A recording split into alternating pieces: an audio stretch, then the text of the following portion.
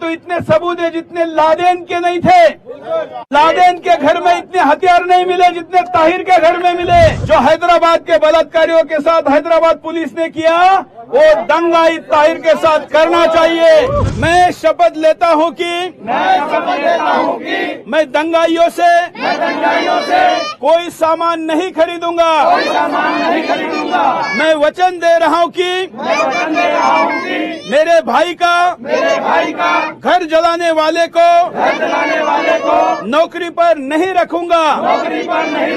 अगर दंगाइयों को रोकना होगा, आर्थिक बहिष्कार करना होगा। अगर दंगाई को रोकना होगा, आर्थिक बहिष्कार करना होगा। हरी चादर में पैसा डालोगे तो आपकी सफेद चादर तैयार होने वाली है। हम भारत के नागरिक हैं और हमको कोई गैर कानूनी काम नहीं करना है, क्योंकि देश हमारा है, कानून हमारा है, संविधान हमारा है। इसलिए हमें इसके साथ गद्दारी नहीं करनी है।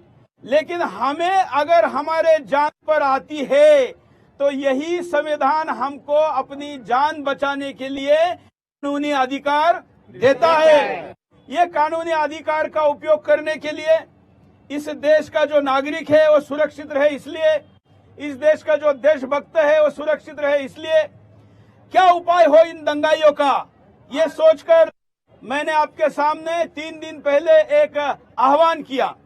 मैं आज फिर कहता हूं, हम कभी भी केवल समस्या नहीं बताते, हम समाधान भी देते हैं। और अगर दंगाइयों को रोकना है तो हमको कोई ना कोई समाधान देना चाहिए। इसलिए मैंने समाधान दिया। मेरे समाधान से जो सहमत नहीं है, मेरे से अच्छा समाधान किसी के पास है तो मैं उसका समाधान स्वीकारने के लिए भी तैयार हूं। यह हिंदुस्तान केवल एक पीढ़ी के लिए नहीं है, 1 लाख साल से भी ज्यादा पुराना यह हिंदुस्तान अब लग रहा है कि कुछ दशकों में हमारे हाथ से निकल जाएगा। तो जाने देंगे क्या? नहीं जाने देंगे। अगर जाने नहीं देना है, इन बच्चों के लिए इस देश को सुरक्षित रखना है तो किसे खत्म करना पड़ेगा? दंगाइयों को खत्म करना पड़ेगा। इस वक्त हर व्यक्ति ये कहता है कि देश तो बचना चाहिए, लेकिन कौन बचाएगा? केवल पुलिस बचाएगी। कौन बचाएगा? आर्मी बचाएगी। कौन बचाएगा? दूसरा कोई बचाएगा। अब देश बचाना है तो कौन बचाएंगे? हम बचाएंगे। हम हमारी आर्मी के साथ खड़े हैं, क्योंकि हमें इस तंत्र को बचा के रखना है और इस तंत्र को विफल करने का ही प्लान जिहादी दंगाइयों का है। और इसलिए यह आर्थिक प्रतिबंध का जो आर्थिक बहिष्कार का जो नारा दिया है, इस पर आप लोगों की क्या राय है? हम चाहते हैं कि देश की तरफ से आज यहाँ देश की संसद के पास में आप हिंदुस्तानी, हम सब हिंदुस्तानी मिलकर अपनी बात को रखें। हरी चादर में पैसा डालोगे तो आपकी सफेद चादर तैयार होने वाली है। कुछ लोगों ने कहा कि ये ज्यादा तीखी बात है। मैंने कहा किसी का गर्दन काटने लायक तो बात नहीं है ना। आप तो गर्दन काट रहे हैं। अगर गर्दन काटना रोकना है तो हरी चादर में दान देना रोकना होगा। जब हम आर्थिक बहिष्कार की बात करते हैं तो आप लोग जानते हैं, अकेले नाई इस व्यवसाय का भारत का बजट 11,000 करोड़ रुपए है। कितना? और अभी उस पर कब्जा किसका है? दंगों का। अगर मैं इन तमाम व्यवसायों की जो लिस्ट बताने जा रहा हूं, ये वो लोग हैं जो विभिन्न प्रकार के दंगों में पकड़े गए लोगों के व्यवसायों की सूची अगर बनाई जाए तो उस सूची में ये नाम आते हैं, जिसमें एक नाम क्या है? दाढ़ी कटिंग करने वाला, दूसरा है लकड़ी का काम करने वाला, बढ़ाई, टायर का पंचर निकालने वाला, फल सब्जी बेचने वाला, और सबसे बड़ा काम है मीट बेचने वाला। ये तमाम बेचने वाले की इकोनॉमी का अगर हम आंकड़ा करेंगे तो भारत सरकार भारत की सेना को जितना बजट एलोकेट करती है उससे ज्यादा का बजट इन पर खर्च होता है। कितना? भारत की सेना से भी ज्यादा की सेना को जितने पैसे मिल रहे हैं वो अगर दंगाई तो और क्या करेंगे? और इसलिए अब ये दंगा रोकना होगा तो क्या करना पड़ेगा? अगर दंगा रोकना होगा, अगर दंगा रोकना होगा, मुझे तो नहीं लगता कि हम होशियार हैं, क्योंकि हम तो सांपों को दूध पिलाने वाला कभी होशियार हो सकता है क्या? अब होशियार होना है, सदहृदय या टॉलरेंट थे, लेकिन हमको इंटॉलरेंट कहा गया। अब जो कहना था कह गया, जितनी गाली देनी थी दे दी, भगवान महादेव क्या करता है?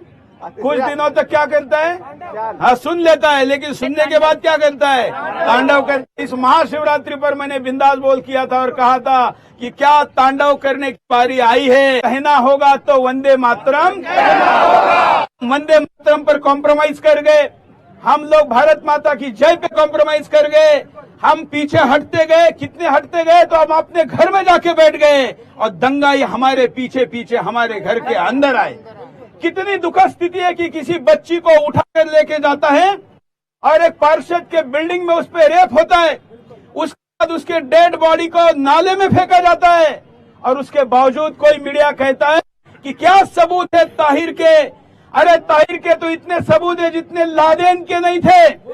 लादेन के घर में इतने हथियार नहीं मिले जितने ताहिर के घर में मिले। और इसलिए लादेन के साथ अमेरिका ने जो किया वही ताहिर के साथ हिंदुस्तान ने करना चाहिए। जो हैदराबाद के बलात्कारियों के साथ हैदराबाद पुलिस ने किया वो दंगाई ताहिर के साथ करना चाहिए। उनके पास जो हथियार हैं, जब ये टीवी पे दिखाए जा रहे थे, हम ही दिखा रहे थे, तो मैं समझ रहा था हथियार आए कहां से। तो मैंने देखा आइए उस देश में या तालिबानी बांग्लादेश में, अफगानिस्तान में इस प्रकार के हथियारों का उपयोग करती है, उसकी कॉपी की गई। जो सीरिया में हथियार उपयोग में किए गए वही हथियार हिंदुस्तान में आपके हमारे खिलाफ हो रहे हैं। हम कल तक समझ रहे थे ये ठेला चला रहा है, ठेले पे सब्जी बेच रहा है, लेकिन सब्जी के नीचे देखा तो बड़े बड़े पेट्रोल बॉम्ब के गोले निकले। अब हमको आंखें खोलनी होगी और हमको अब दंगाइयों को पहचानना होगा। बहुत बार है ना हम गलत बयान देते हैं। कौन कहता है कि हिंदू ने मस्जिद तोड़कर मंदिर नहीं बनाई? छत्रपति शिवाजी महाराज दक्षिण भारत की यात्रा पे थे और दक्षिण भारत की यात्रा में आज का कर्नाटक जिसको कहा जाए और आंध्र प्रदेश श्रीशैलम के पहले वो एक रात्रि में कहीं पर रुके। जहां रुके वहां के वाइब्रेशन इतने पवित्र थे कि उन्होंने अपने सेनापतियों को पूछा कि क्या यहाँ पर कोई बड़ा धार्मिक स्थान है? तो उन्होंने कहा हाँ, यहाँ एक बड़ा महादेव मंदिर है, लेकिन था, अब उस पर मस्जिद बनी है। तो छत्रपति शिवाजी महाराज ने कहा कि अगर हमारा मंदिर तोड़ के मस्जिद बनी है तो अब मस्जिद तोड़ के उस पर मंदिर बनेगा। छत्रपति शिवाजी महाराज जी के सेनापति ने कहा महाराज जी हम तो इस प्रकार का करते नहीं है। उन्होंने कहा हम किसी की मस्जिद तोड़कर मंदिर नहीं बनाते, लेकिन कहीं पर अगर हमारा मंदिर तोड़ के मस्जिद बनी है तो उस मस्जिद को तोड़कर हम मंदिर बनाएंगे। और इसलिए हम जब ये बातें करते हैं, हमें ये करवाने के लिए पिछले 72 सालों में हमारे शिक्षा में, हमारे मीडिया में ऐसा बार बार झूठ बोला गया, जिस कारण हमारे बयानों में आता है, तो हमको ये दुरुस्त करना चाहिए। पहले व्यवसाय ऐसे थे कि हमारे घर के बच्चे अपने घर से ही स्किल सीखते थे। उनकी यूनिवर्सिटी बचपन से शुरू होती थी और इसलिए उनको जॉब कब करने थे, कमाई कब करना शुरू कर देते थे, इसके लिए कोई उम्र की सीमा नहीं थी। लेकिन अब वो सारे स्किल, अब वो सारे व्यवसाय उन्होंने कब्जा कर लिए हैं और इसलिए हमको अब आर्थिक बहिष्कार केवल नहीं करना है, बल्कि हमारे समाज के जिस हिस्से का रोजगार गया है उस हिस्से को रोजगार भी देना है। और इसलिए प्रति रविवार सुदर्शन में एक व्यवसाय का ट्रेनिंग हम मुफ्त देने वाले हैं। मैं देश भर के नाई है उनको आह्वान करता हूं कि हमको संपर्क करिए। हम शुरुआत उनसे करने वाले। उत्तर भारत में नाइयों का बिजनेस हाईजैक हो चुका है और इसलिए उत्तर भारत में जो बच्चे के घर में नाई का सामान नहीं है उनको भी राष्ट्र निर्माण ट्रस्ट खरीद के लेके दे देगा और उसका व्यवसाय मुद्रा लोन का पैसा कोई चोर लेके जाए, इससे अच्छा है कि हमारा पैसे के लोन के लिए तो सुदर्शन खड़ा है, उनको जमानत भी दे और पैसे भी देगा। एक व्यक्ति ने कहा कि भाई साहब मेरा टायर पंचर वाला मेरे घर से 2 किलोमीटर दूर रहता, पास वाला है वो दंगाई है, दूसरा 2 किलोमीटर दूर रहता है। तो मैंने कहा देख, तुमको गाड़ी के टायर के पंचर की चिंता करनी है या तुम्हारे गर्दन और पेट। हमें ना अपना पेट पंचर होने देना है, ना हमारी गर्दन पंचर होने देनी है, ना भारत माता की गर्दन पंचर होने देनी है। इस दंगाई पंचर वाले से पंचर निकालेंगे नहीं। हमारे घर के बच्चों को, खास करके छोटे बच्चों को ट्रेन करने की जरूरत है, क्योंकि ऐसे बच्चे ही हमारे शिकार किए जा रहे सांस्कृतिक आक्रमणकारियों के द्वारा। इसलिए मैं जहां रुकूंगा उतना हिस्सा आप बोलेंगे, ठीक है? मैं कहता हूं, मैं शपथ लेता हूं कि मैं दंगाइयों से कोई सामान नहीं खरीदूंगा। मैं वचन दे रहा हूं कि मेरे भाई का घर जलाने वाले को नौकरी पर नहीं रखूंगा। गद्दारों का आर्थिक बहिष्कार करूंगा। इस शपथ को पूर्ण करने के लिए ईश्वर मेरे गुरुदेव मेरे पूर्वज मुझे शक्ति दे, सामर्थ्य दे, जय दे, विजय दे, विजय दे, विजय दे। भारत माता की।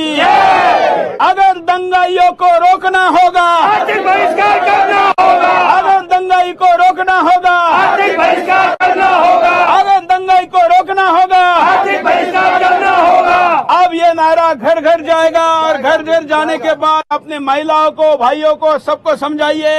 ये कार्यक्रम में सब लोग भले ही अपनी बात रख नहीं पाए, अब इसके बाद हमारे कैमरामैन रिपोर्टर को आपकी प्रतिक्रिया दीजिए। यह आंदोलन लगातार जारी है।